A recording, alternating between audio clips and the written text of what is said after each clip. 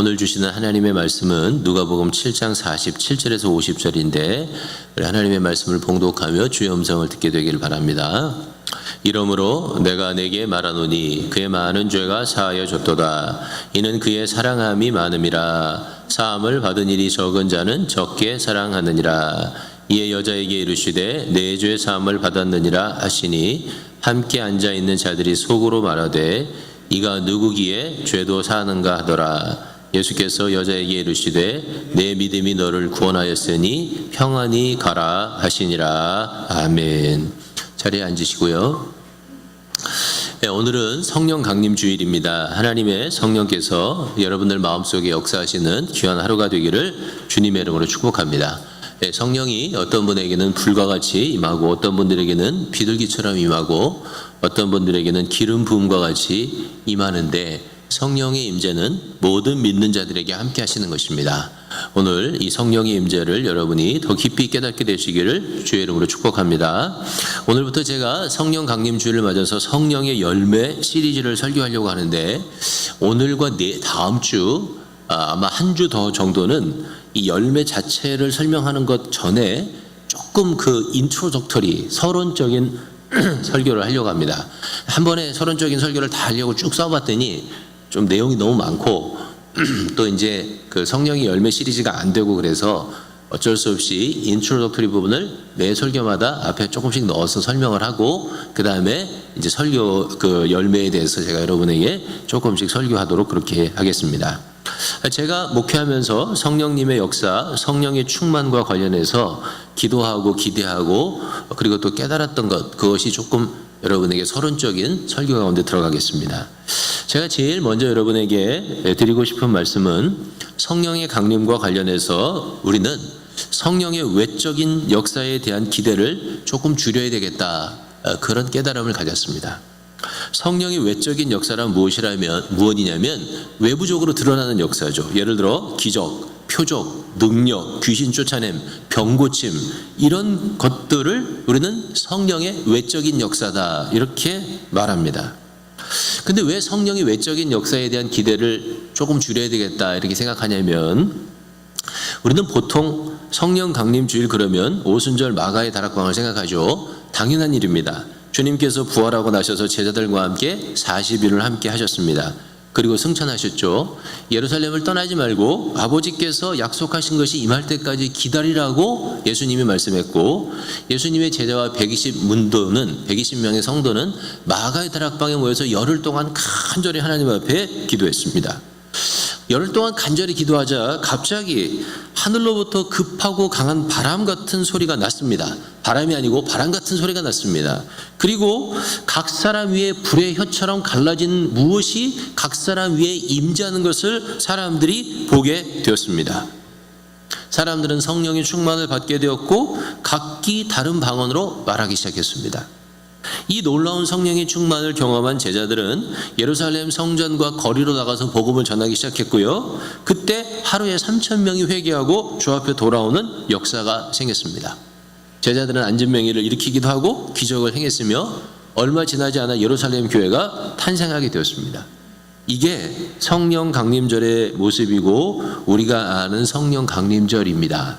그래서 우리는 매년 성령 강림절이 되면 또는 성령의 역사를 사모하는 사람들은 이런 일들이 일어나기를 소원합니다. 눈에 보이는 이런 일들이 일어나기를 원하는 거죠. 특히 좋아하는 것은 성령이 충만한 현상이 눈에 보이기를 원하는 거예요. 불의 혀처럼 갈라진 무엇인가가 각 사람 위에 임재해 있는 것을 보기를 원하는 거죠. 또 우리는 뭘 원하냐면 병자가 안진병이가 그 자리에서 일어나는 걸 보기를 원하는 거죠. 눈먼 자가 눈 뜨는 걸 보기를 원해요. 하루에 3,000명씩 이렇게 구원받는 걸 보기를 원해요. 이런 성령 충만한 모습이 성경에 기록되어 있습니다. 분명히. 그리고 우리도 원해요. 그런데 왜 그럼에도 불구하고 이런 성령의 외적인 역사에 대한 기대를 좀 줄여야 된다고 생각할까? 왜 그렇게 설교할까? 가장 솔직한 대답은 이렇게 눈에 보이는 성령의 외적인 역사가 생각보다 굉장히 적다는 것입니다. 제 말을 오해하지 마세요. 저는 성령의 외적인 역사가 없다고 말하는 것도 아니고 성령의 외적인 역사가 중단되었다고 설교하는 것도 아닙니다. 성령의 외적인 역사는 지금도 계속 되는데 매우 제한적으로 일어난다고 하는 사실 때문입니다. 자, 제가 지금 말씀드렸던 성령 충만의 세 가지 증거를 여러분 자신의 경험과 한번 대비해 보세요. 제가 제 자신의 경험과 저를 대비해 볼게요. 저는 성령이 충만한 사람들을 많이 봤지만 한 번도 불의 혀처럼 갈라진 어떤 것이 사람 위에 임재 있는 것을 눈으로 본 적은 없습니다. 제가 평생 신앙생활하면서 저는 한 번도 저 자신이 안진뱅이를 일으켜 본 적이 없습니다. 소경을 눈뜨게 한 적 없습니다. 물론 병 고침의 역사가 없었던 게 아니고 제가 기도했던 분들이 병이 낫는 역사가 있었던 기억이 있는 건 사실입니다. 근데 그렇게 눈에 보이게 안진뱅이에 일어나고 눈먼자가 눈을 뜬 역사는 교회 안에 없었단 말이에요. 세 번째, 하루에 3,000명씩 회개하고 주 앞에 돌아오는 역사도 저는 한 번도 못 봤습니다. 물론 과거에 1970년대 80년대 한국의 부흥운동이 막 일어날 때 여의도에서 100만 명씩 모여서 집회할 때 거기에서 3,000명씩 회개했어요. 근데 그런 건 다 어떻다고요? 다 제한적이란 말이에요. 이해가 되시죠? 다른 말로 하면 이렇게 제한적인 역사를 교회에 모이는 모든 성도들이 다 똑같이 체험해야 되는 것으로 일반화하기는 어렵다는 거예요. 그게 없어서가 아니고. 근데 이런 성령의 역사를 모든 성도들이 다 똑같이 경험해야 된다고 말하고 설교가 그것을 바라는 것은 제가 볼 때는 무언가 조금 성경이 가르치는 것과는 힌트가 맞지 않는다는 것을 발견하기 시작한 거예요. 자, 그럼 왜 성령의 역사는 이렇게 제한적일까? 그렇게 물어봐야 되지 않겠습니까? 왜 성경에는 그렇게 성령의 강력한 역사가 있는데 왜 우리가 살아가는 현대 시대는 성령의 외적인 역사가 이렇게 제한적일까? 여러분도 아시다시피 저는 김종관 목사는, 여러분들 목회하는 김종관 목사는 제가 신앙의 패턴을 크게 네 가지로 나눌 때 이성적인 신앙, 신비적인 신앙, 감성적인 신앙, 사회 참여적인 신앙 이렇게 나눌 때 저는 제가 강한 것이 이성적인 면과 신비적인 면입니다. 이 두 가지가 좀 배타적인 것 같지만 저는 이 두 가지가 강하고 좀 약한 게 감성적인 면과 사회적인 면이 조금 약하죠. 그런데 어쨌거나 이런 면에 대해서 강조점을 갖고 있기 때문에 하나님께서 이런 신비적인 역사를 일으켜 주기를 상당히 원하는 신앙의 색깔을 가지고 오랫동안 기도해 왔습니다. 그래서 기도하면 죽은 자가 일어나고요, 병든 자가 벌떡벌떡 병을 고침을 받고, 내가 손을 얹고 기도하면 손을 얹고 기도한 사람에게 하나님의 성령께서 막 역사해서 그 사람이 팍팍 쓰러지거나 환상을 보거나, 아니면 한번 설교해서 수천 명씩 주 앞에 돌아오는 그런 역사들을 꿈꾸고 오랫동안 기도해 오고죠. 그런데 실제로 그런 일은 거의 일어나지 않았다는 거예요. 다른 말로 하면 이것을 우리가 신앙생활 하는데 가장 중요한 부분으로 붙잡고 가기는 어렵다는 생각을 하기 시작했습니다. 왜일까? 오랫동안 스스로를 비난했습니다. 나의 기도의 부족이다. 내가 영성이 부족한 탓이다. 내가 죄가 많은 탓이다. 이런 생각을 했고 그런 생각이 저를 괴롭혀 왔던 것도 사실입니다. 그러나 계속 기도하고 성경을 연구하고 그리고 저 자신의 내면을 성찰하면서 몇 가지 결론에 도달하게 되었어요. 그 결론은 저로 하여금 성령의 외적인 역사에 대한 관심과 기대를 조금 줄이고 또 다른 성령의 강력한 역사, 성령의 내적인 역사에 더 기대를 걸고 관심을 갖고 기도하고 목회해야 되겠다. 그런 깨달음으로 저를 인도하는 것입니다. 그럼 어떤 결론에 도달했는가? 첫째, 하나님은 우리가 간절히 기도하는 것을 항상 듣고 응답하신다는 것입니다. 근데 그 간절한 기도의 응답은 기도의 업적에 의한 것이라기보다는 기도하는 사람을 불쌍히 여기시는 하나님의 은혜에 기인한다는 거예요. 할렐루야. 내가 기도를 엄청나게 많이 했기 때문에 그 엄청난 업적 때문에 응답하는 게 아니고요, 그렇게 간절히 기도하는 우리를 불쌍히 여기시는 하나님의 은혜 때문에 응답하는 것이죠. 구하지 않아도 좋은 것을 주시기를 원하는 그 하나님께서 우리가 그렇게 진실히 구하고 간절히 구하고 많이 구했는데도 주지 않는다면 그것은 기도가 부족했기 때문이 아니라 하나님께서 주시기를 원치 않으셨기 때문일 가능성이 많다는 것이 저희 첫 번째 결론입니다. 두 번째는 우리가 병자를 낳기를 원해서 기도하지만 그것도 진짜 병자를 낳기 원해서 기도하는 것은 그 병자를 불쌍히 여기고 긍휼히 여기는 마음 때문이지, 병자가 벌떡 일어나 그것 때문에 교회가 부흥하기를 원한다거나, 내가 사람들에게 기도해서 사람들이 막 성령 충만해서 하루에 3,000명씩 교회가 부흥되기를 원하는 기도라면 그거는 정말 성령의 충만을 원하는 기도가 아니고 탐욕의 기도일 수 있다. 두 번째 결론입니다. 하나님의 역사를 나 자신이 원하는 성취의 도구로 전락시키면 안 된다. 이게 두 번째 결론입니다. 세 번째 결론은 좀 더 성경적인 건데, 이것도 성령에 의한 죽기, 병자의 치유, 초자연적인 역사는 주로 어디서 일어나냐면 복음 전도의 현장, 교회 개척의 현장에서 일어났었다는 거예요. 특별히 그 교회 개척의 현장과 전도의 현장이 이방신들을 많이 섬겨서 이방신들이 전도하는 사람들과 그 복음과 강력한 충돌이 일어날 때, 복음을 전하는 그 땅의 문화가 하나님을 너무나 대적하는 문화이기 때문에 복음 전도자들과 강력한 영적 전쟁이 일어날 때 뭐가 일어났냐면 이런 초자연적이고 외적인 기적들이 많이 일어났다는 거예요.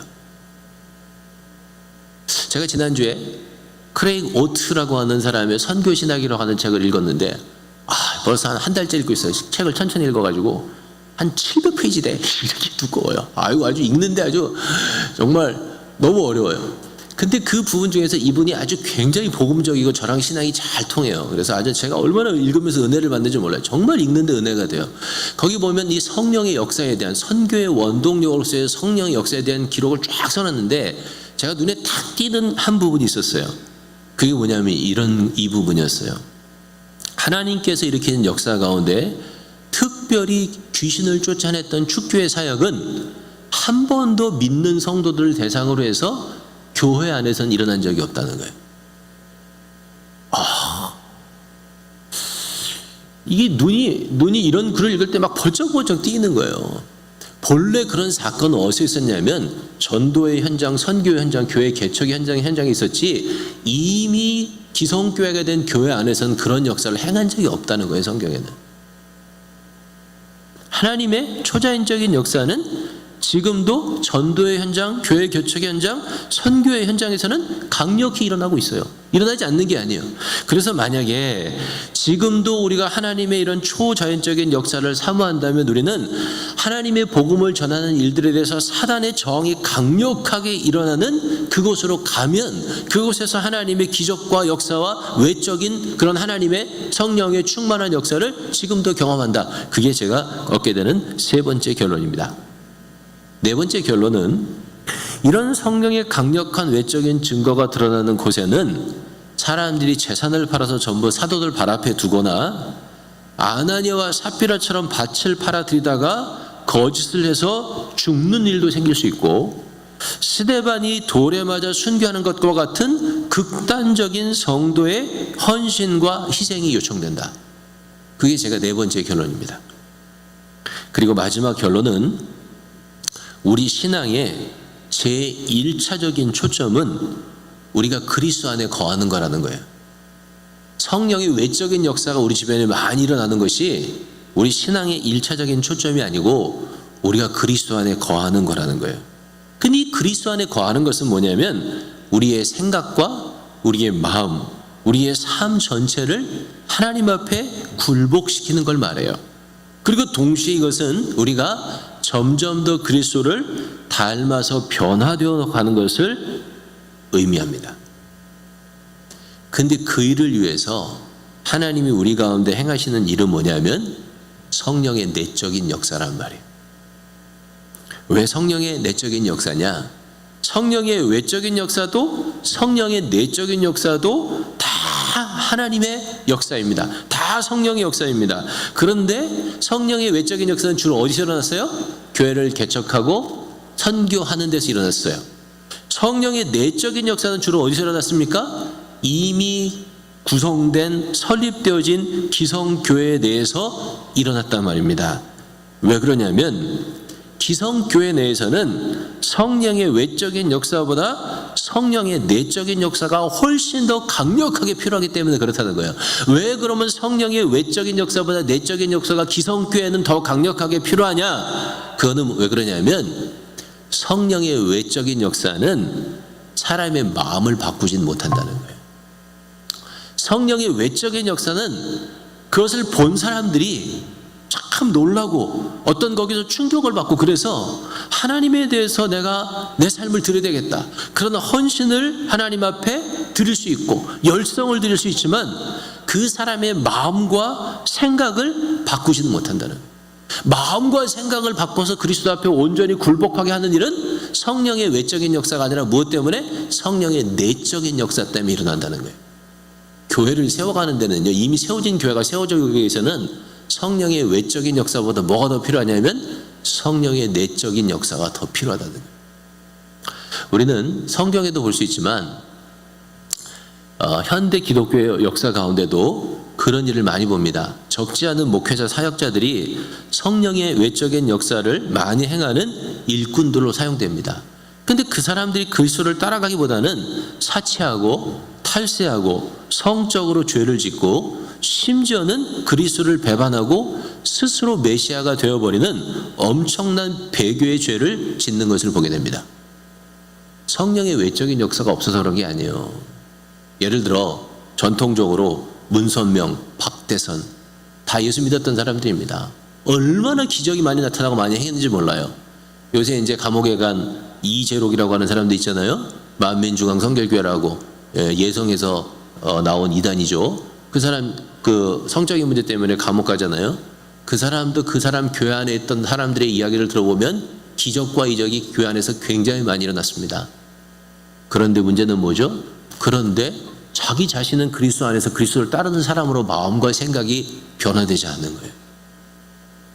외적인 역사는 있었지만 내적인 역사로 이어지지 않고 그 가운데 뭐가 생겼습니까? 단절이 생겼다는 거예요.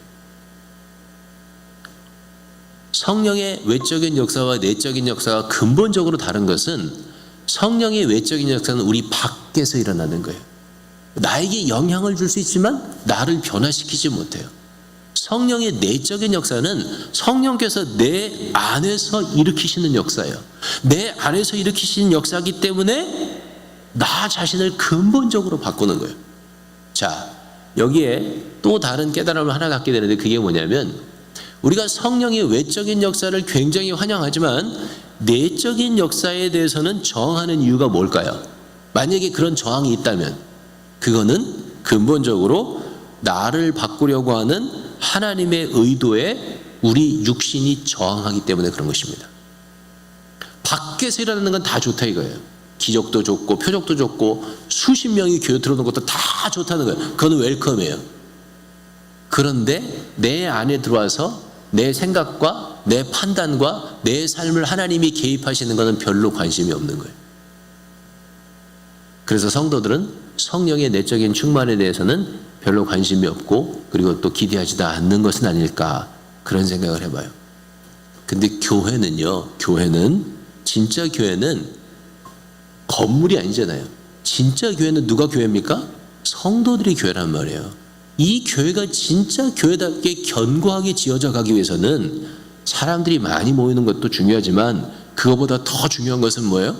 교회를 구성하고 있는 한 사람 한 사람이 그리스도를 따르는 사람으로 변화되어 갈 때 그 교회가 진짜 하나님이 기뻐하시는 교회로 지어져 간단 말이에요. 사랑하는 교회 여러분, 성령의 외적인 강력한 역사 때문에 한국 교회도 탄생했습니다.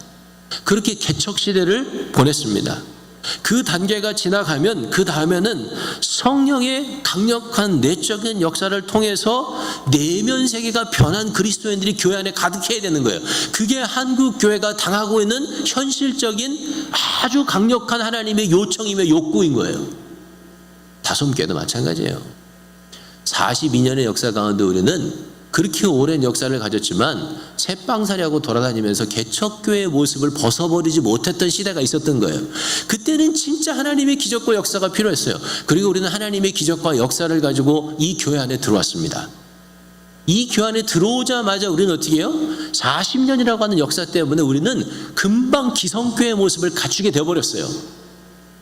근데 기성교회의 모습을 갖췄다면 이제 우리 가운데 진짜 필요한 것은 뭐냐면 성령의 내적인 역사라는 거예요. 우리 마음과 생각을 바꿔서 그리스도 앞에 굴복하게 되는 삶을 살아가는, 그게 필요한 거죠. 자, 2018년에 우리는 데살로니가전서 3장 12절의 말씀을 가지고 오늘도 축복했잖아요. 우리가 여러분을 사랑한 듯 여러분도 더욱더 넘치는 사랑으로 서로 사랑하기를 우리가 원한다고 같이 축복했습니다. 그것도 사실은 어디에서 일어나야 되는 거예요? 밖에서 일어나야 되는 것이 아니고 내 안에서 일어나야만 되는 것입니다. 그래서 제가 이런 이유들 때문에 성령의 외적인 역사보다는 앞으로는 좀 더 강력하게 우리 안에서 각 사람 안에서 일하시는 성령의 내적인 역사를 사모하고 간구하고 기도하고 그렇게 여러분에게 설교해야 되겠다, 그렇게 깨닫게 되었던 것입니다. 사랑하는 교회 여러분, 하나님의 성령의 강력하고 놀라운 내적인 역사가 여러분 가운데 있게 되기를 주의 이름으로 축복합니다. 오늘은 성령의 9가지 열매 중에서 첫 번째 사랑의 열매만 조금 다뤄보도록 하겠습니다. 성령의 9가지 열매 우리 한번 읽어볼까요? 시작. 사랑과 희락과 화평, 오래 참음, 자비, 양선, 충성, 온유, 절제. 이렇게 9가지 열매가 성령의 9가지 열매입니다. 그 중에 첫 번째 열매는 사랑입니다. 첫 번째 열매 사랑은 가장 중요한 열매입니다. 그래서 가장 먼저 나온 거죠. 자, 열매라고 하는 말은 가시적인 외형물을 말하기 위해서 열매라고 쓴 건 아니에요. 성경에 예를 들어 입술의 열매 이런 말이 있잖아요. 입술에 무슨 열매가 있어요. 또 빛의 열매 이런 말도 있습니다. 이거는 어떤 구체적으로 보여주는 가시적인 것이 있기 때문에 열매라고 하는 말을 쓴 게 아니에요. 열매라고 하는 말은 성령의 지배하심과 다스리심 가운데서 자연스럽게 일어나는 사람의 변화를 표현하기 위해서 열매라고 하는 말을 쓴 거예요. 하나님의 성령께서 우리 가운데 내적으로 강력하게 일하시고 역사하시면 우리가 자연스럽게 변화되는 모습들을 뭐라고 썼다고요? 열매라고 쓴 거예요. 그 중에 첫 번째가 뭐냐면 사랑의 열매예요. 성령이 내 안에서 역사하시면 나는 자연스럽게 어떤 사람이 되냐면 사랑의 사람이 되어가는 거예요. 그리고 오늘 본문은 사랑의 본질을 잘 가르쳐주는 본문입니다. 한번 따라해 보겠습니다. 사랑은 은혜의 텃밭에서 자란다. 아멘. 사랑은 은혜의 텃밭에서 자라는 거예요. 사랑은 은혜를 원천으로 해서 길어지는 우물과도 같습니다. 오늘 본문에 한 죄인이 나와요. 죄인의 여자가 나오죠. 그녀는 아마도 창녀였을 것이다, 이렇게 성서학자들이 해석합니다. 그때 여자를 죄인 그러면 주로 창녀였다는 거죠. 우리는 뭐 창녀라고 하는 사람을 잘 모르잖아요. 미국에서는 별로 주변에 없으니까. 제가 어렸을 때는 영등포 시장이나 청량 이런 데 이렇게 전철역에서 나오면 길거리에서 이렇게 남자들을 잡는 여자들이 있었어요. 제가 대학교 신학교 다닐 때도 꽤 있었던 것 같아요.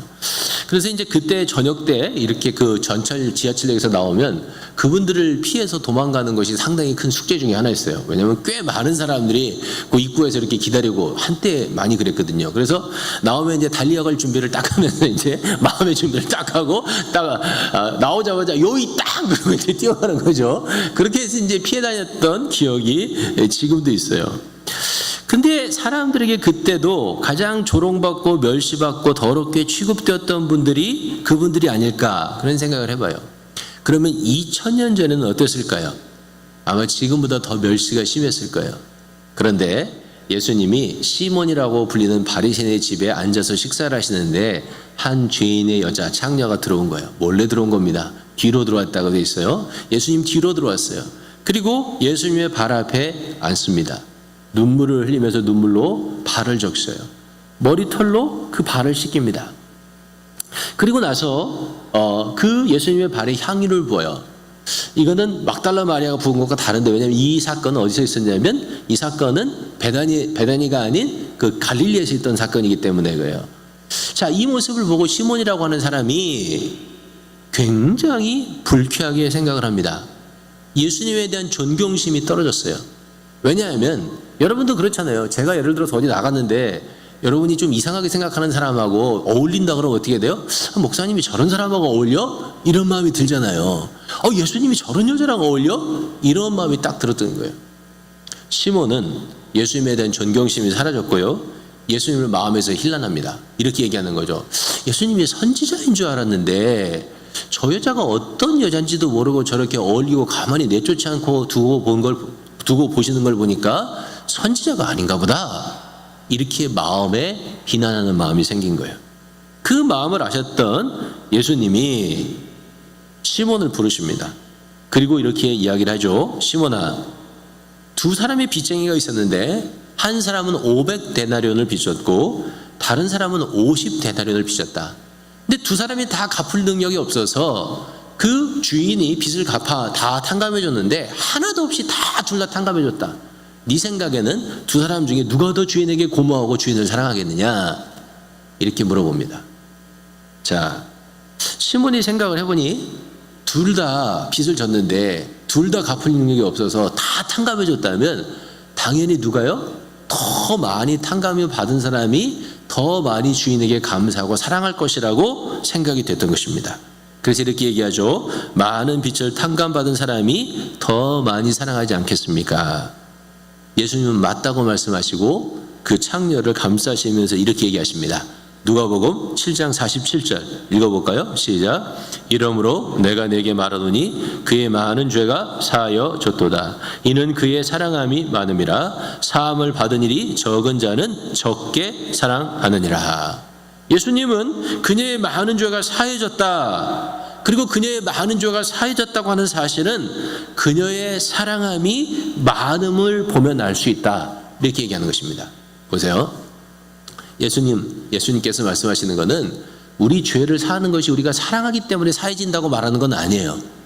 무슨 말입니까? 죄 사함은 뭘로 받습니까? 하나님의 은혜와 용서로 받는 거예요. 내가 많이 사랑해서 많이 사랑받는 게 아니에요. 많이 사함받는 게 아니에요. 무조건 하나님의 사랑과 용서의 은혜로 통해서 우리는 용서를 받아요. 그 여자가 사랑을 많이 했기 때문에 죄가 많이 사해졌다 그 얘기가 아니에요. 예수님이 뭐라 그러시는 거예요?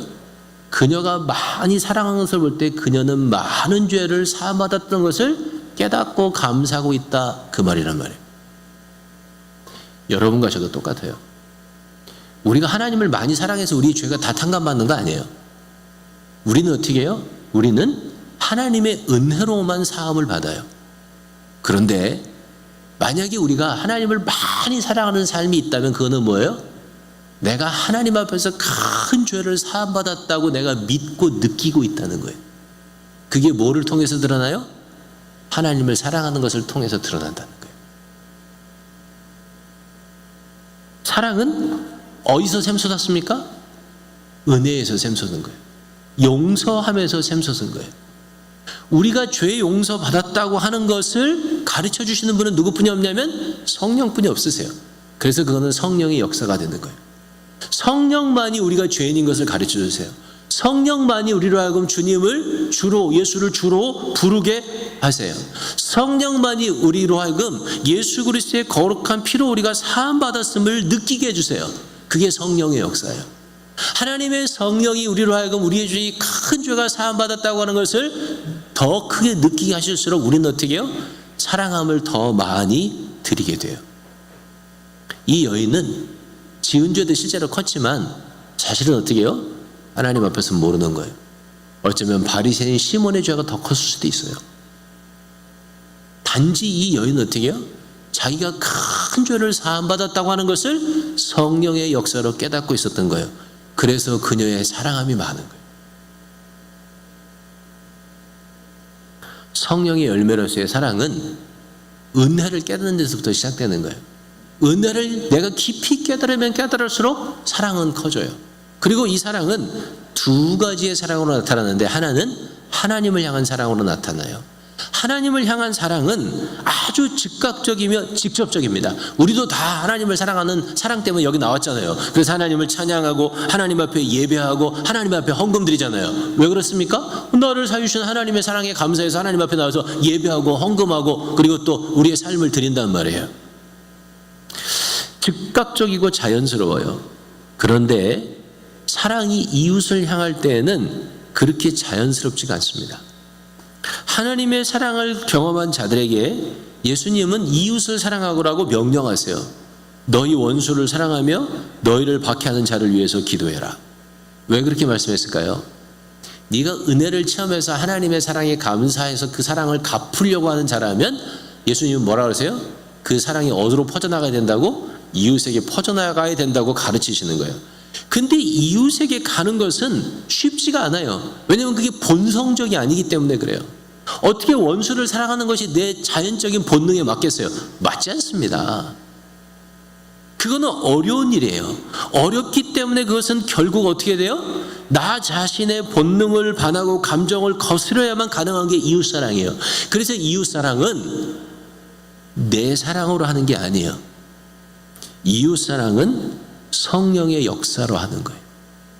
다른 말로 하면 하나님의 성령께서 그리스도 예수의 말씀으로 내 안에 하나님의 은혜를 깨달은 네가 이웃을 사랑하라고 계속 내게 말씀하실 때 내가 그 하나님의 성령의 음성에 순종해서 무엇을 거스릅니까? 내 본성과 그리고 나의 감정을 거슬러서 하나님의 성령께 순종할 때 뭐가 일어나냐면 이웃사랑이 일어난단 말이에요. 한국교회는 전통적으로 하나님을 사랑하는 것에 강조점을 많이 두었어요. 그런데 이웃을 사랑하는 것은 참 어려워하는 것 같아요. 제가 생각해도 그런 것 같아요. 쉽게 예를 들면 여러분이 하나님을 향해서 하는 일이 뭐가 있나 손꼽아 보라 그러면요 굉장히 쉽게 손꼽을 수 있습니다. 예를 들어 나는 매일 큐티합니다. 나는 매일 기도합니다. 나는 하나님 앞에 11조 드립니다. 나는 매일 성경 읽습니다. 나는 매일 기도합니다. 주일날 주 앞에 나와서 예배합니다. 이게 다 뭐죠? 다 하나님을 사랑해서 하는 일들이에요. 근데 만약에 제가 여러분들에게 여러분이 이웃을 향해서 이웃을 사랑하기 위해서 행한 일들 한번 손꼽아 보십시오 그러면 손꼽기가 쉽지 않을 거예요. 10손가락 중에 몇 개나 꼽을 수 있겠어요? 여러분이 이웃을 사랑하기 위해서 행했던 일들을. 더구나 그 이웃이요 우리 교인이나 우리 친척들이 아니고 우리랑 전혀 상관없는 사람들이라면 그렇다면 말할 것도 없어요.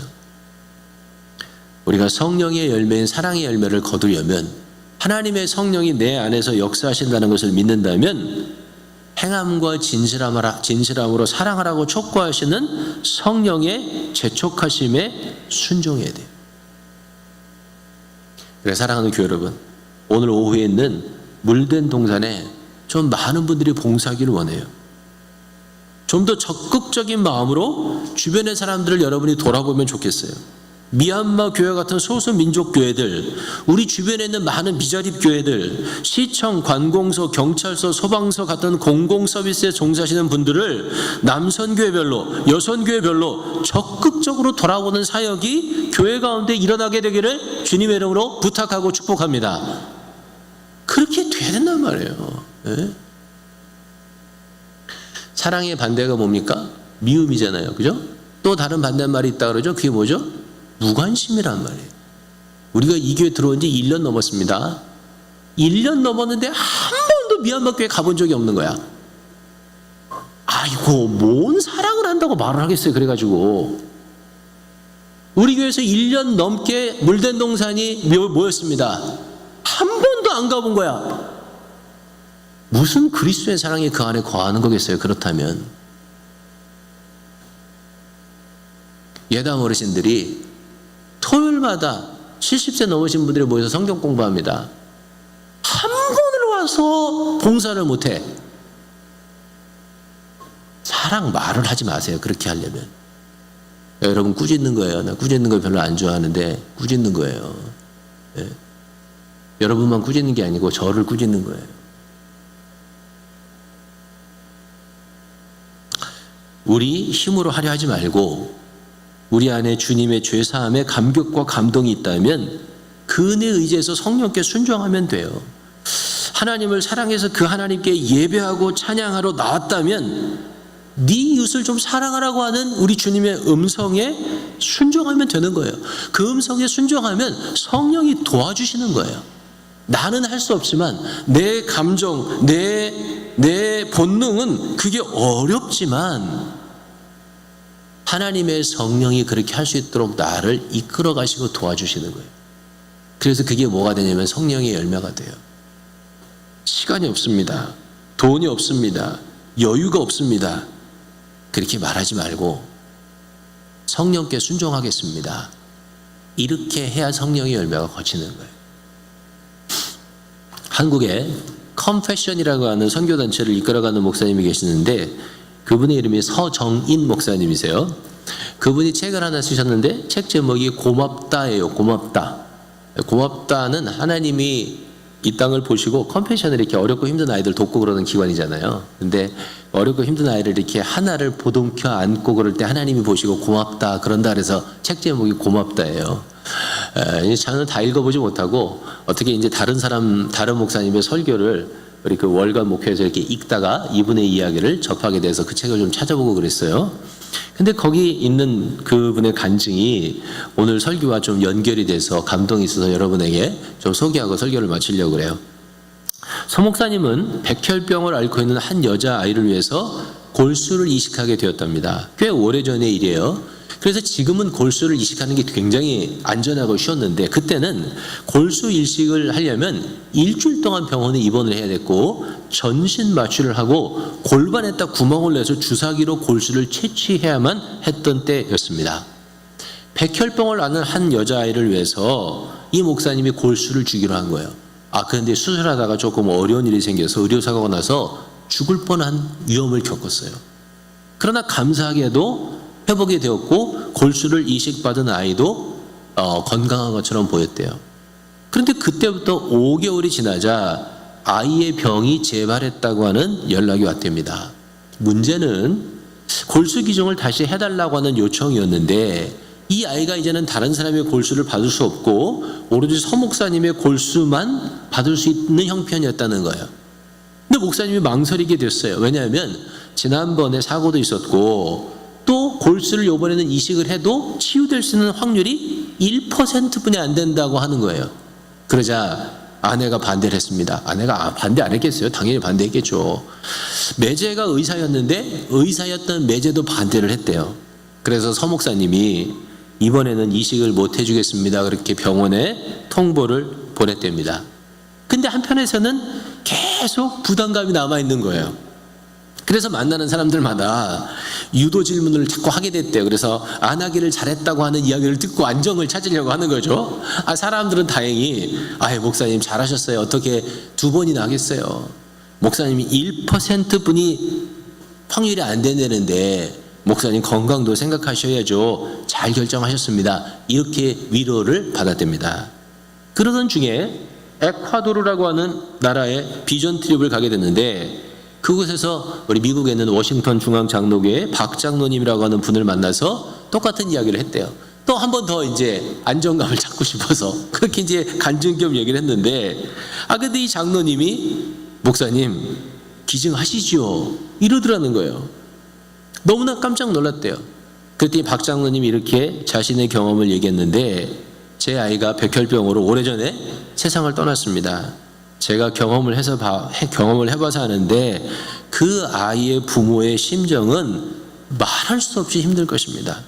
그 아이가 살고 죽고를 떠나서 그 아이와 그 부모에게 하나님을 전하는 하나님의 사랑을 전하는 기회가 되지 않겠습니까?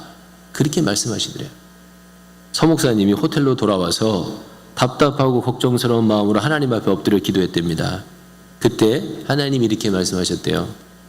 만약 그 어린아이가 네 친딸이었다면 너는 그 아이를 포기할 수 있겠느냐? 설사 1%의 가능성밖에 없다고 하더라도 너는 포기할 수 있겠느냐? 그렇게 말씀하시더래요.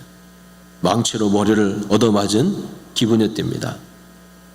하나님이 다시 한번 박 목사님에게 서 목사님에게 그 아이는 내 것이다. 이렇게 한 번 더 말씀을 주시더래요.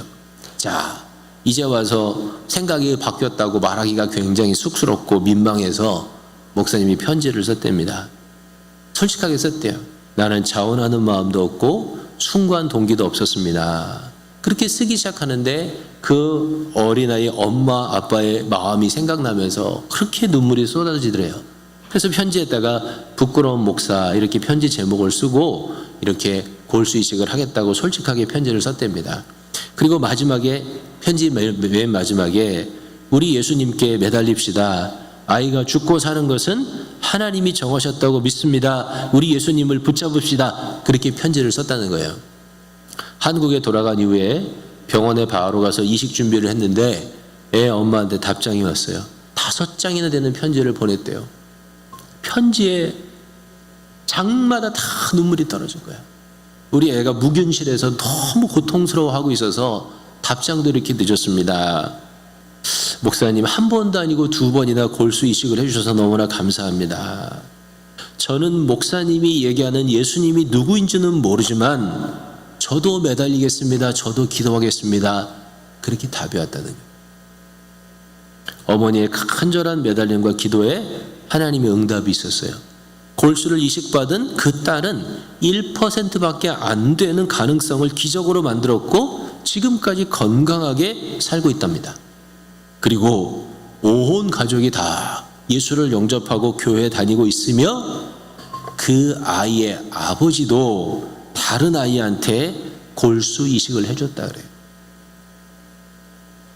사랑하는 교회 여러분, 자기 안에는 없었지만 성령의 인도하심에 항복하고 순종한 서목사님의 이야기를 통해서 우리는 사랑의 열매가 어떻게 거두어지는지를 깨닫게 돼요.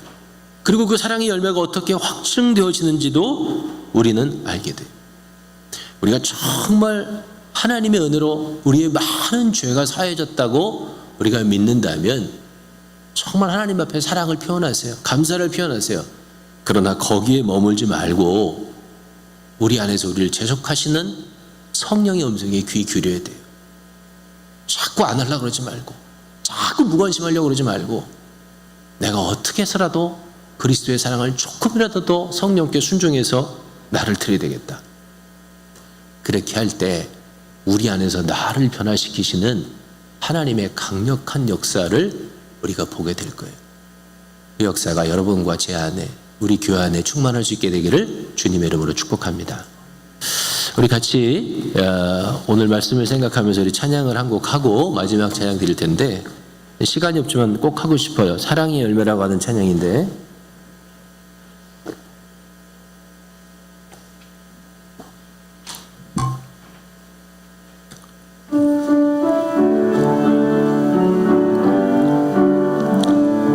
조금만 천천히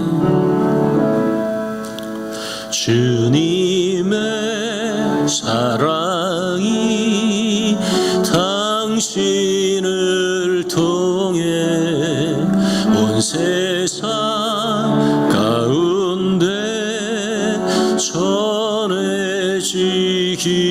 전해지기를 주님은 나무 당신은 가지니 사랑의 열매 맺길 축복해요. 2절